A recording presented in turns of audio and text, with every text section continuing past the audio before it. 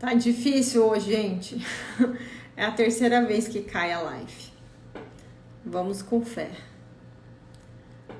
Será que é por causa dos slides que fica pesado? Oi.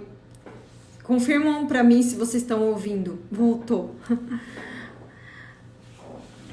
Então, quando a gente tem uma janela alimentar menor, quando a gente tem uma janela alimentar, a gente volta, ó, vocês são fera, vocês voltam.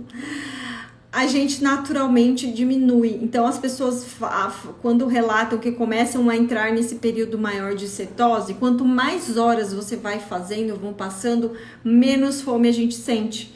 Então, tem pessoas e relatos de jejuns mais prolongados, jejuns de mais de 20 horas, que quando a pessoa vai quebrar o jejum, no Pense Magro a gente ouve muitos desses relatos, quando a gente vai quebrar o jejum, a pessoa nem tá com fome, porque o corpo já entrou no modo ali adaptativo da cetose, e essas ondas de fome, elas ficam equilibradas. Elas podem vir, mas elas vão ficar menos intensas e cada vez mais. Então, quanto mais cetose você estiver, menos ondas e menos períodos abruptos de fome você vai sentir. Então, é o contrário. As pessoas acham que fazer jejum mais prolongado, a pessoa vai morrer de fome, e é o contrário, né? As primeiras horas sempre são as mais difíceis mesmo.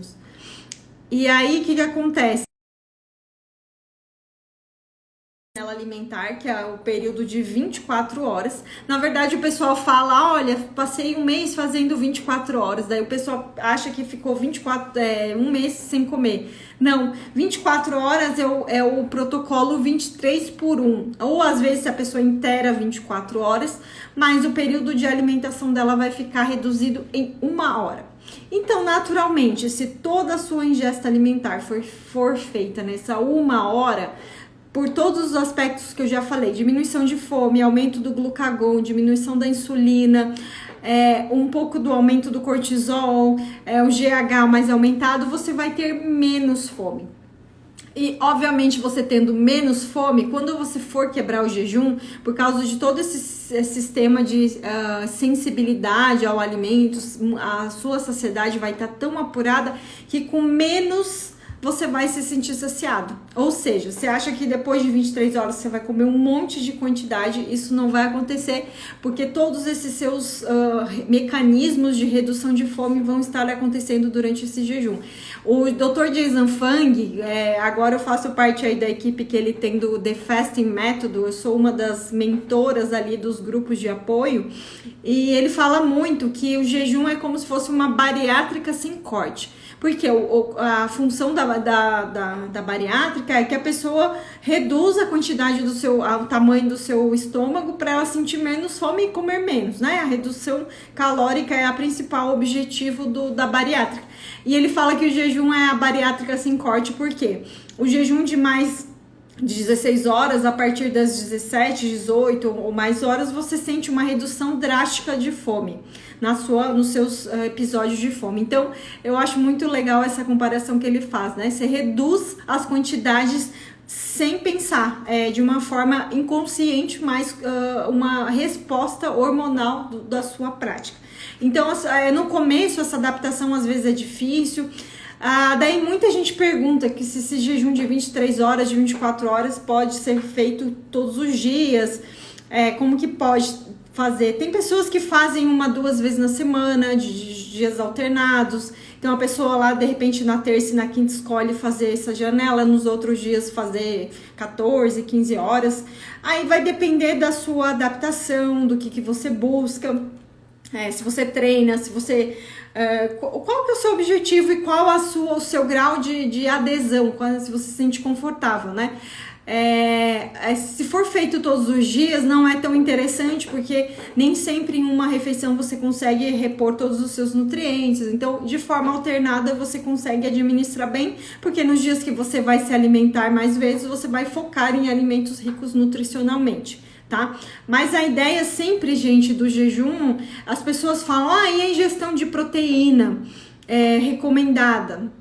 A pessoa que tá querendo perder gordura, ela não deve se preocupar com quantidade de ingesta. Na verdade, ela tá querendo reduzir o tecido gorduroso. Então ela não tem que se preocupar com qual que é a quantidade de proteína que deve ser ingerida, a quantidade de nutrientes, porque na verdade ela quer uma redução de ingestão.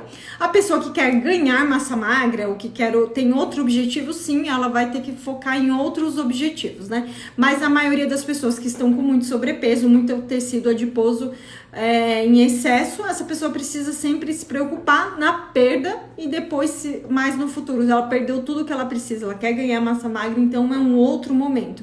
Mas a gente vê isso porque tem uma outra imagem que eu separei, que eu achei bem interessante, que a gente fala, as pessoas também falam do jejum como uma diminuição na taxa metabólica. Que o jejum vai diminuir o meu metabolismo.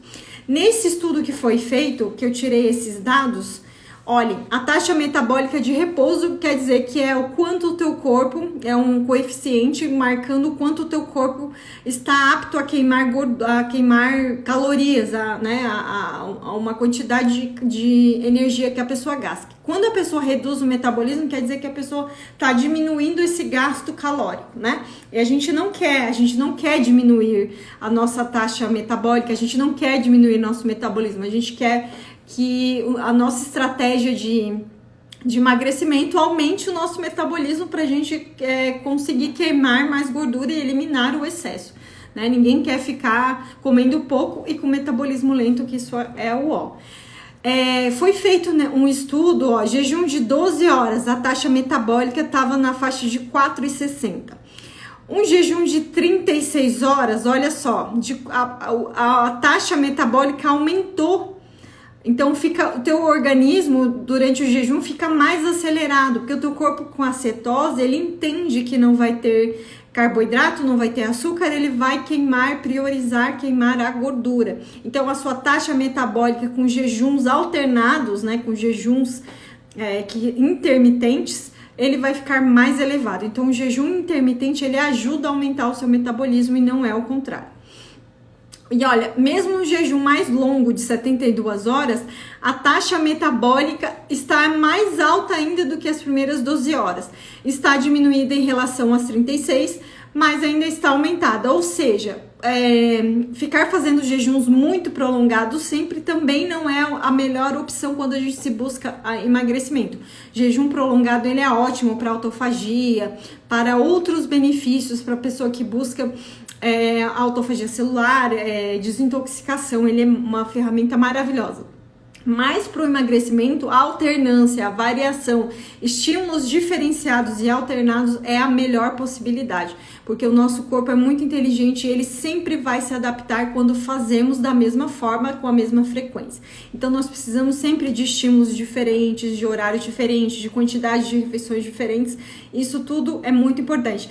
Mas, gente, não existe uma fórmula, tá? Cada pessoa vai ter o seu caminho, né? Essa perda de peso, ela sempre vai ser idas e vindas, altos e baixos. Você faz de um jeito, você faz de outro, né? Nunca vai ser uma reta. Você não vai continuar perdendo peso na mesma facilidade e na mesma frequência quando você inicia. O seu corpo sempre vai precisar de novos estímulos e de novas maneiras.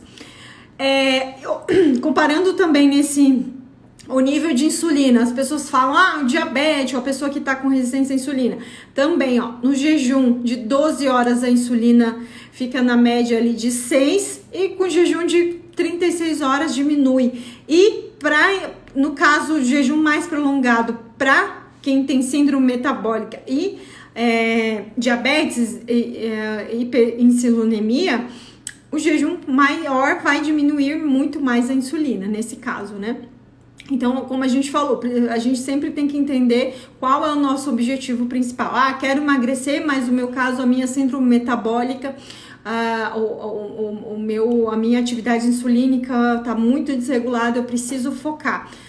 Mas, então, às vezes, a pessoa vai focar nessa estratégia e a perda de peso, claro que vai ser uma consequência, mas cada pessoa tem um motivo na qual ela deve buscar. Os níveis de cetonas, que é o nível de quantidade de corpos cetônicos na corrente sanguínea, também aumenta com jejum mais prolongado, como eu falei. Quem busca autofagia, quem busca cetose mais intensa, quanto mais horas você faz de jejum, um nível maior de cetose você vai alcançar. A gente lá no Pense Magro, as meninas fazem o teste, às vezes no jejum de 24, de 36 ainda não está no nível otimizado, mas a partir de 48, 60 horas esses níveis de corpos cetônicos aumentam. Para quem não sabe, existem uns medidores que você consegue mensurar através da urina, a quantidade de cetose na urina, e também na corrente sanguínea. O mesmo aparelhinho lá do Freestyle, que você mede a quantidade de glicose, que você faz aquele pique no dedo, também tem as tiras da cetose. Você faz o mesmo pique, mas na hora de usar a tira é diferente, e ele vai te indicar o quanto de cetose você está naquele momento.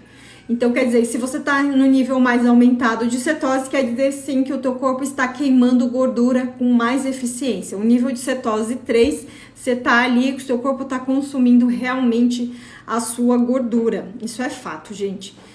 E aí, por isso que a gente tenta rebater essas ideias de que jejum não tem nada de diferente, que é a mesma coisa que uma dieta equilibrada, comendo várias vezes ao dia, você vai ter com jejum. Não, o jejum tem muitos benefícios muito específicos, muito peculiares à prática do jejum. Então, assim, vários marcadores, né, em todos os sentidos metabólicos são muito aprimorados com o jejum. Ele realmente é único, ele pode ser usado em coisas que vão muito além do emagrecimento.